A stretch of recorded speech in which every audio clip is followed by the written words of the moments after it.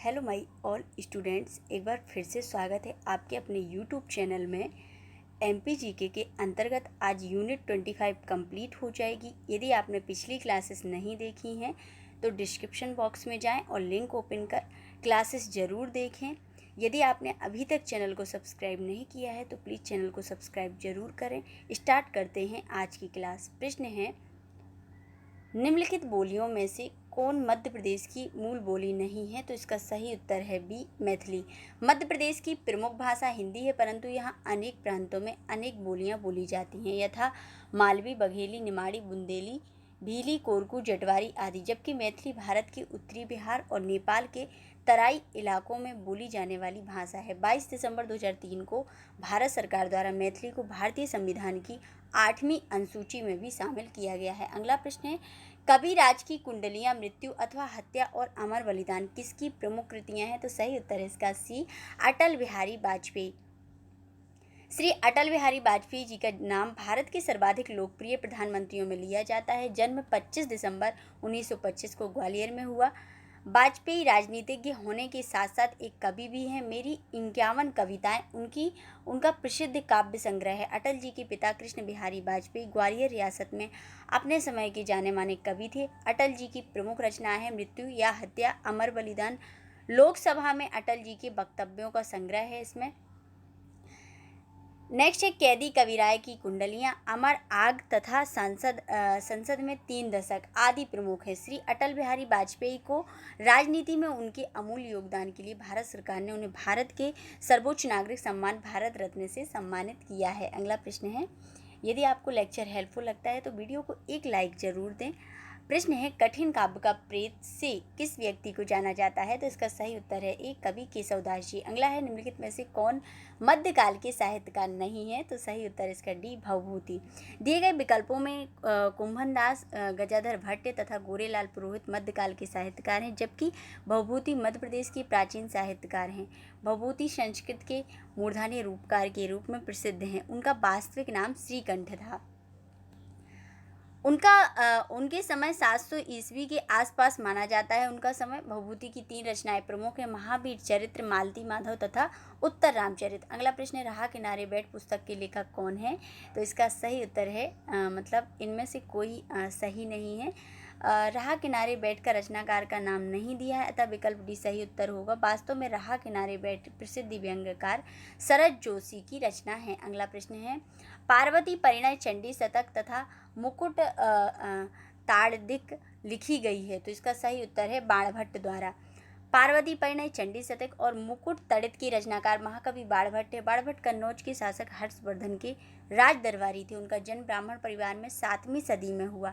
सम्राट हर्षवर्धन ने उन्हें वैश्य वाणी कवि चक्रवर्ती की उपाधि से विभूषित किया। बाणभट्ट ने उनके ग्रंथों की रचना को, जिनमें हर्षचरित तथा कादम्बरी विशेष उल्लेखनीय है। अगला प्रश्न है, निम्नलिखित संस्कृत कवियों में कौन से मध्य प्रदेश से संबंधित नहीं है? तो इसका सही उत्तर है एक, कल्हण। प्रश्न में दिए गए संस्कृत कवियों में से कल्हण मध्य प्रदेश से संबंधित नहीं है। कल्हण एक सुसंस्कृति शिक्षित कश्मीरी ब्राह्मण कवि थे। संस्कृत के श्रेष्ठ ऐतिहासिक महाकाव्यकार माने जाते हैं, जबकि भवभूति कालिदास संस्कृत के महान कवि और नाटककार थे। अगला प्रश्न है, निम्नलिखित में से कौन सी पुस्तक कालिदास द्वारा लिखित नहीं है? तो इसका सही उत्तर है सी, उत्तर रामचरितम।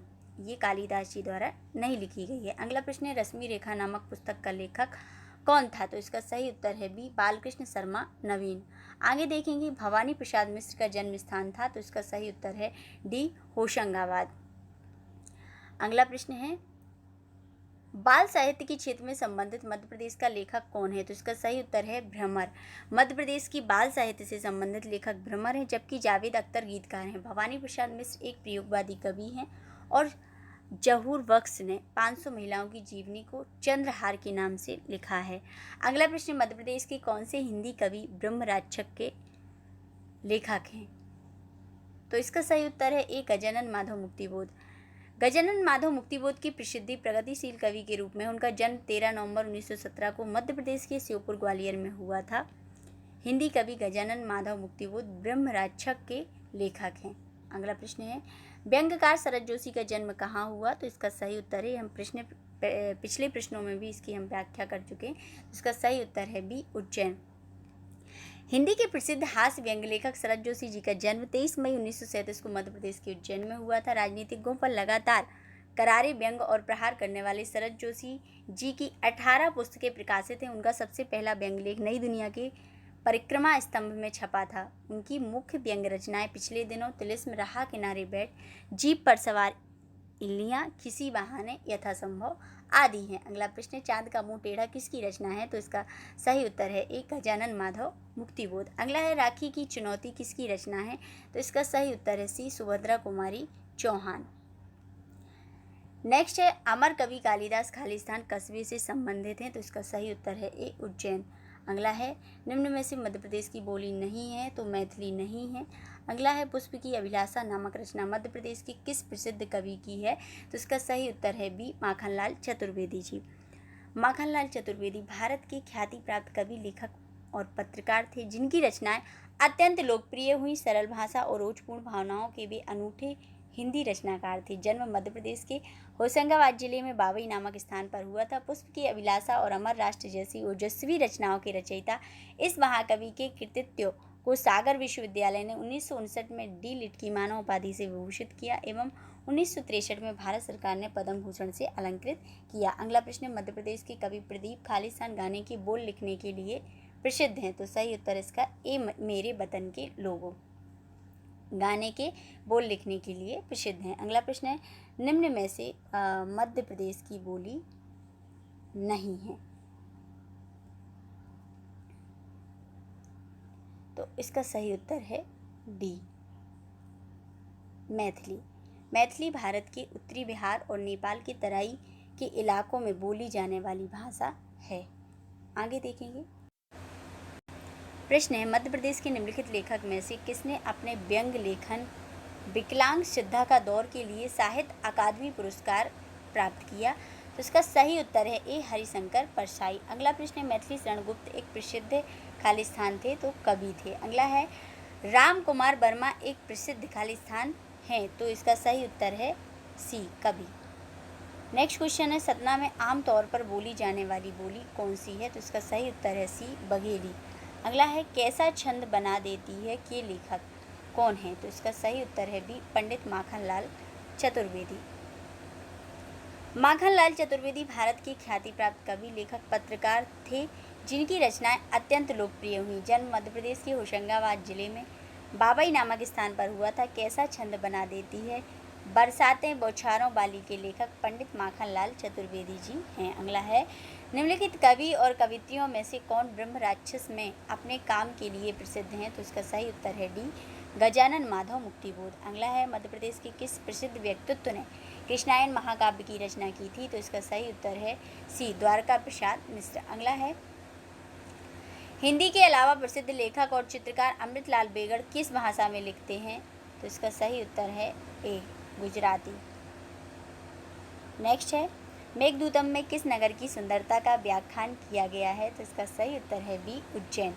उज्जैन मध्य प्रदेश राज्य का एक प्रमुख शहर है जो क्षिप्रा नदी के किनारे बसा है। यह विक्रमादित्य के राज्य की राजधानी थी। इसे कालिदास की नगरी के नाम से भी जाना जाता है। यहाँ हर 12 वर्ष पर सिंहस्थ कुंभ मेला लगता है। भगवान शिव के 12 ज्योतिर्लिंगों में से एक महाकाल इस नगरी में स्थित हैं। मेघदूत में महाकवि कालिदास ने उज्जैनी का सुंदर वर्णन करते हुए कहा है कि जब स्वर्गीय जीवों को अपने पुण्य क्षीण होने की स्थिति में पृथ्वी पर आना पड़ा, तब उन्होंने विचार किया कि हम अपने साथ स्वर्ग का एक टुकड़ा भी ले चलें। वहीं स्वर्ग खंड उज्जैनी है। आगे महाकवि ने लिखा है, उज्जैनी भारत का वह प्रदेश है जहाँ वृद्धजन इतिहास प्रसिद्ध अधिपति राजा उदयन की प्रणय गाथा कहने में पूर्ण दक्ष है। अगला प्रश्न है, 1955 में हिम तरंगिणी के लिए निम्नलिखित में से किसने साहित्य अकादमी पुरस्कार प्राप्त किया? तो इसका सही उत्तर है ए, पंडित माखनलाल चतुर्वेदी जी। अगला है, निम्न में से कौन सी निदा फाजली की रचना नहीं है? तो सही उत्तर है इसका बी, एक अटूट बंधन नहीं है। निदा फाजली हिंदी और उर्दू के मशहूर शायर थे। उनकी प्रमुख रचनाएं लफ्जों के फूल, मोर नाच आँख और ख्वाब के दरमियाँ खोया हुआ सा सच में साहित्य अकादमी से पुरस्कृत किया गया है इसको। आँखों आँखों भर आकाश और सफ़र में धूप तो होगी, ये सभी इनकी रचनाएं हैं। अगला है रसिक प्रिया कविता के लिए कौन से कवि जाने जाते, सभी को पता है, इसका सही उत्तर है डी केशवदास जी।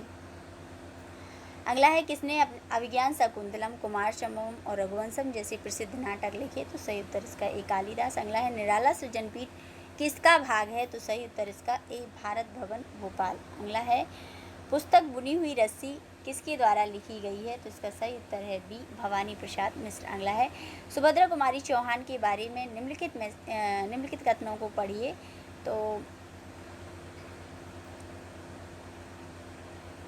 इसमें डी होगा 1, 2 और 3 सत्य हैं।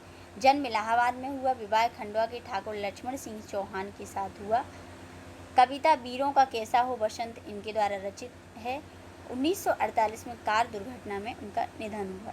1, 2, 3 इसका उत्तर है डी।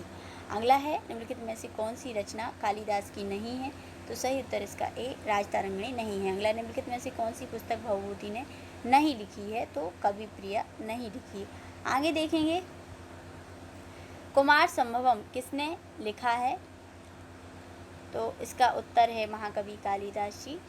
महाकवि कालिदास रचित कार्तिकेय के जन्म से संबंधित महाकाव्य जिसकी गणना संस्कृत के पंच महाकाव्यों में की जाती है। इस महाकाव्य में अनेक स्थलों पर स्मरणीय और मनोरम वर्णन हुआ है। हिमालय वर्णन, पार्वती की तपस्या, ब्रह्मचारी की शिव निंदा और बसंत आगमन, शिव पार्वती विवाह और रति प्रिया वर्णन अद्भुत अनुभूति उत्पन्न करते हैं। कालिदास का बाला पार्वती, तपस्विनी पार्वती, विनयवती पार्वती और प्रगल्भ पार्वती आदि रूपों में नारी का चित्रण अद्भुत है। अगला प्रश्न है अपने व्यंग संग्रह विकलांग सिद्धा का दौर के लिए किसने साहित्य अकादमी पुरस्कार जीता, तो सही उत्तर इसका बी हरिशंकर परसाई जी। अगला है मेरी 51 कविताएं मध्य प्रदेश से संबंधित निम्नलिखित में से किस लेखक की कृति है, तो सही उत्तर है इसका ए अटल बिहारी वाजपेयी। नेक्स्ट है भोपाल ट्रेजेडी के लेखक हैं, तो इसका सही उत्तर है ए एम अरुण सुब्रमण्यम। अगला है मध्य प्रदेश नमामि पुस्तक के रचयिता कौन है, तो डॉक्टर वासुदेव शरण उपाध्याय। अगला है समरांगण सूत्र की रचना किसने की, तो सही उत्तर है इसका बी वास्तुकला पर आधारित पुस्तक समरांगण सूत्र के लेखक परमार वंश के प्रतापी राजा भोज ने लिखी। राजा भोज एक उच्च कोटि के लेखक भी थे। यदि आपने अभी तक वीडियो को लाइक नहीं किया तो प्लीज़ एक लाइक ज़रूर दें वीडियो को, और यदि आपने अभी तक चैनल को सब्सक्राइब नहीं किया है तो प्लीज़ चैनल को सब्सक्राइब जरूर करें और नोटिफिकेशन के लिए बेल आइकन को प्रेस करना ना भूलें। प्रश्न है प्रसिद्ध लेखक गजानन माधव मुक्तिबोध का जन्म मध्य प्रदेश के किस शहर में हुआ था, तो इसका सही उत्तर है डी शिवपुर। अगला है झर गए पात बिसर गई टहनी निम्नलिखित में से किस कवि की प्रसिद्ध कविता है, तो सही उत्तर है इसका सी बाल कवि बैरागी।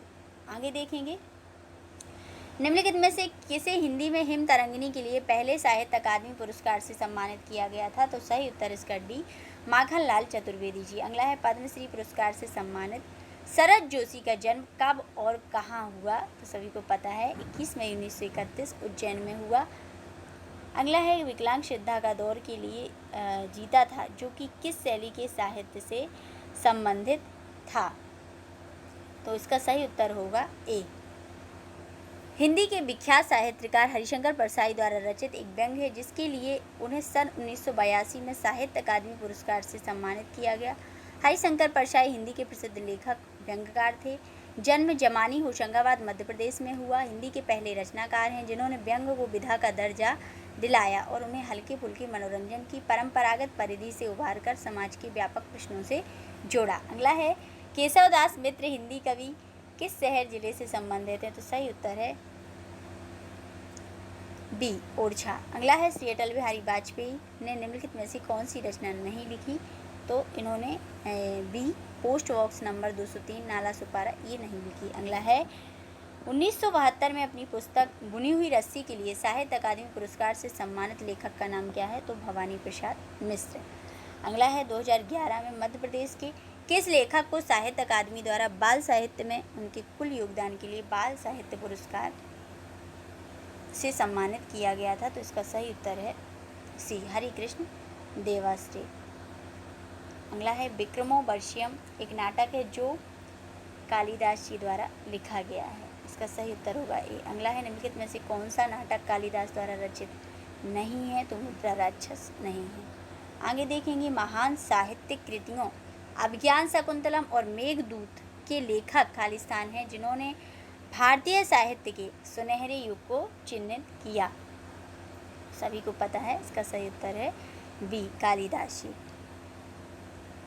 अगला है निम्नलिखित में से कौन लोकप्रिय कविता झांसी की रानी के या की कवयित्री हैं, तो सही उत्तर है इसका बी सुभद्रा कुमारी चौहान जी। अगला है राजनेता कवि पत्रकार बालकृष्ण शर्मा नवीन का जन्म मध्य प्रदेश में निम्नलिखित में से किस स्थान पर हुआ था, तो सही उत्तर इसका ए शाजापुर। अगला है राष्ट्रीय कवि बाल कवि बैरागी का वास्तविक नाम क्या था, तो सही उत्तर है इसका डी नंदराम दास।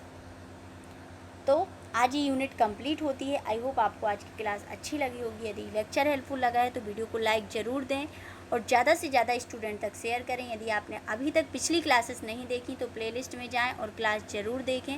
प्रतियोगी परीक्षा की दृष्टि से बहुत महत्वपूर्ण सीरीज़ है। तो आज के लिए इतना ही, मिलते हैं अगली क्लास में। जय हिंद, जय भारत।